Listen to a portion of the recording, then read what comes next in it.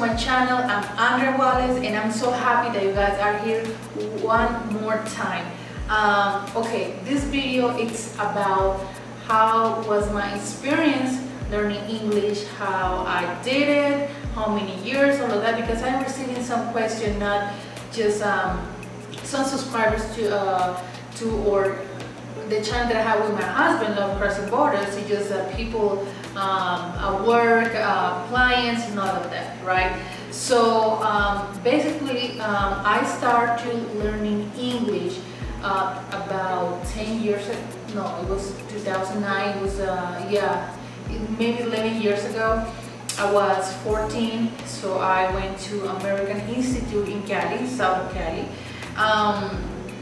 And I started learning English, but before that I started to have classes in my high school at that time, and I started getting the language really serious. Like seriously, I really like it. I really like how you can pronounce the words and how we better and all of that, right? So I went to this institute for around a year, because it was a year, and yeah, I have my mistakes. I still have mistakes when I talk to, when I speak it to, when I write or read to.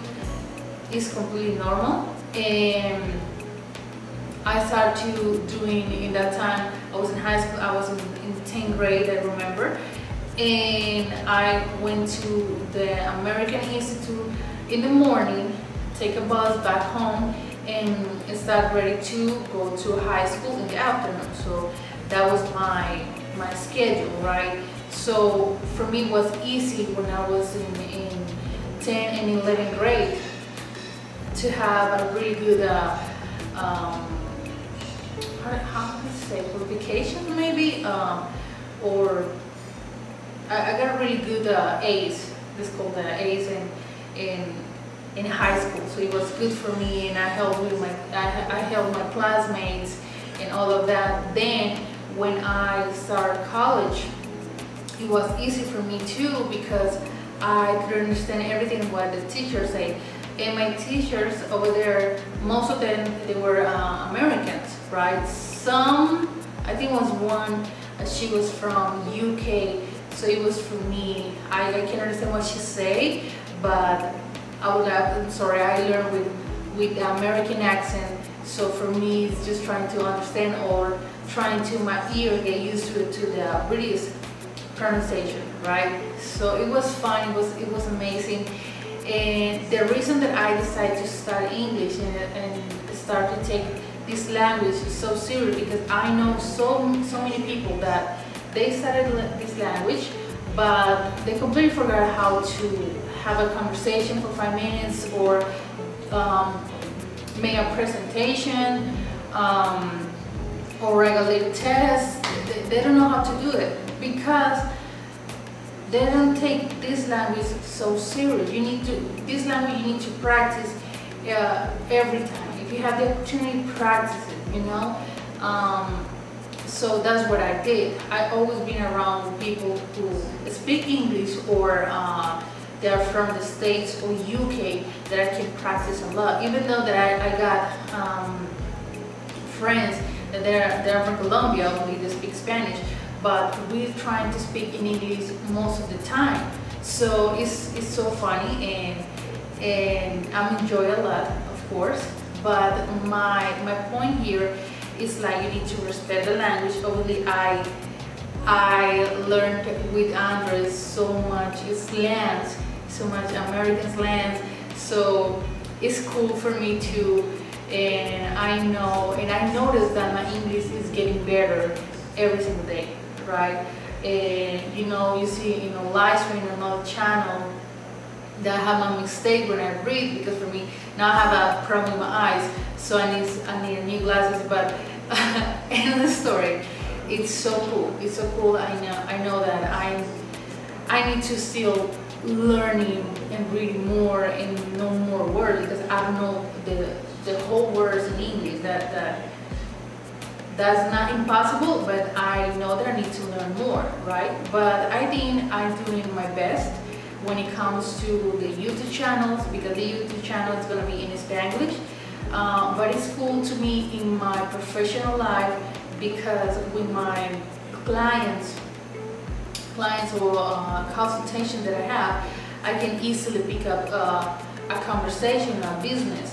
So that's cool for me. That's one of my goals, and I'm really glad that my parents made the decision and put me in American Institute, and I take this language so serious, because I think if I never take the decision to study English, maybe the possibility to make a business with Americans or meet my husband wouldn't be like so possible. It would be like really hard to we will translate all the time, right? So my advices or my tips for the one that is learning, they study Spanish or learning English too, right? Or any language. It's just number one, it's get your ear used to it. English or the language that you're learning, learn so many songs every time. You know, in my case, I did it in the past. I learned so much, like my band is Backstreet Boys, so I start to write the songs or to watch the video with the titles, right? So I can I could get my ear used to it, to the language and the pronunciation. Second of all is if you have the choice now, when you have Netflix and you watch a series, put subtitles in English. In this case, if you're learning English, or in Spanish, because you can pick the words easily and pronunciation too. Another thing is just practicing with another person, right? And now that we have all those tools, all those YouTube channels that constantly teach you a new languages, is so cool, because in that time when I started learning these languages, English in my case, we didn't have so many YouTubers or so many professors, on YouTube in that time, right? On Netflix, the platform at that time. So now that you have all those apps, and Andrew is speaking in another room, and it's easily, I think there's not excuse to not learn a new language, right? So for me, I feel really proud. I feel really glad that I did it. And of course, I try to teach some people some words.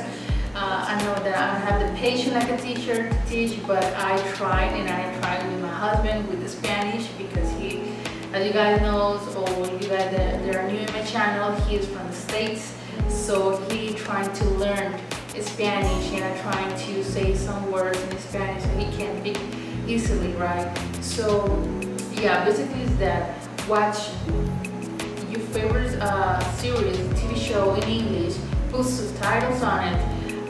Look for English books, right? And try to understand. If you need to have Google Translate, do it. That's what it's made for. So it's cool.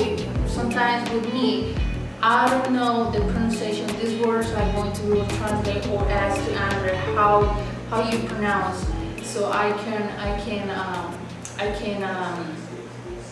do better, right?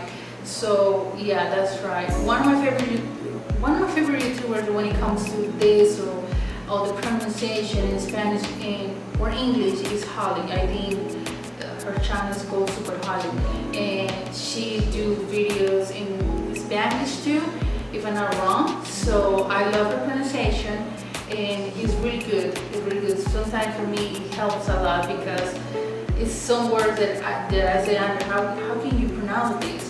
It's hard. It really is. But it's cool. It's cool. I mean, I'm so happy with the decision that I made, and that's where I am right now, to do videos in English. And it's a challenge to do this. But I feel great, and I think it's another word that you start to know when you know another language. So yeah, basically this, and this is my story time experience, how I learned English. I think my institute is still working with a different name because I saw an It's Out. So they're still working with a different name. In that time called American System. Now they got a different administration, I don't know. But yeah, I still got the books that I have, still got the CDs, because we used to have CDs, and that's it. So yeah guys, thank you so much for being here. Thank you so much for enjoying and learn a little bit more about me and how I did it, and I hope you guys try to do it too. So I hope you guys like it, share, comment, and subscribe on my channel. I always say that my 4 words. Subscribe to my channel and like this video. Thank you so much and see you soon.